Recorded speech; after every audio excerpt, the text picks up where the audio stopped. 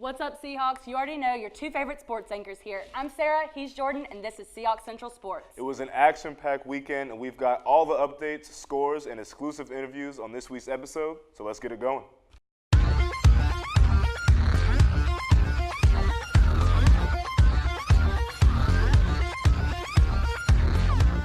Although it was not officially soccer season, there was still plenty of action on the field, especially this weekend as our Seahawks took on Wake Forest in an exhibition matchup on Saturday.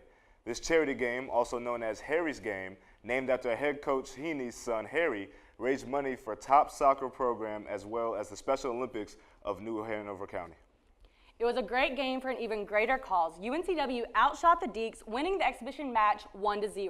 And let's not forget, Wake Forest made it to the finals of the 2016 NCAA soccer tournament. So great win for our guys and a great way to raise awareness and proceeds for charity. Absolutely. Now from the soccer field, we moved to Brooks Field, where the Diamond Hawks were able to snap their 6-game losing streak on Friday with a 3-0 sweep of North Carolina Central.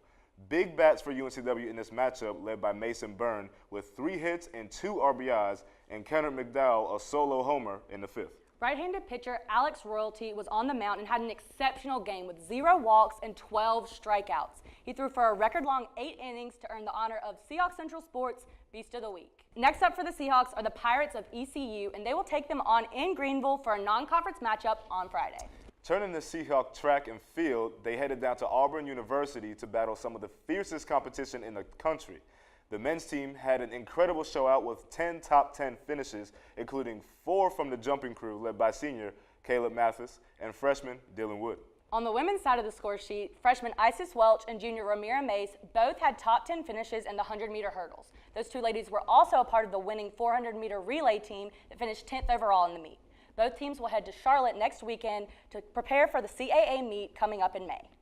Getting off to an amazing start of the season, and in conference play, our softball team was able to keep their streak alive as they swept preseason favorites Charleston 2-1, 1-0, and then 6-3. With this set of wins, our Hawks are currently sitting at the top of the CAA standings. With their record-breaking win streak, this team is starting to gain national recognition, even getting the attention of ESPNW. I got to catch up with senior MERRITT Wilkinson about the win streak and the sudden spotlight of this team. Check it out.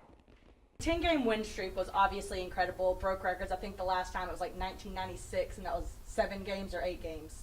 So was that a goal for you guys, or was that just taking it one game at a time and it happened to be a record? No, it wasn't a goal. We don't really think about things like that because we do have to take every game one game at a time because you have to focus on the one game. You don't want to get too far ahead of yourself. What was the team's reaction to that, knowing that they are in the record books forever now because of that streak? It was a good feeling. Everybody was excited. It was obviously the biggest win streak that all of us have been on, so it was a good feeling. I want to know your thoughts about the ESPNW article. That was obviously really big for publicity, and especially for this team, and you in particular, because you were a big part of that story. Like, what were your thoughts on that? I was happy to see it. It was exciting to be on such a big article. I was glad that the team got the exposure, and I just happened to have a good week that week, so they focused on me, but it was really exciting for the team. That's a wrap from all of us here at Seahawks Central Sports. Make sure to keep up with us online for scores and updates even over this Easter break. That's right, guys. Have a fun and safe holiday weekend, Seahawks, and please don't forget to be real and keep it teal. See you guys next week.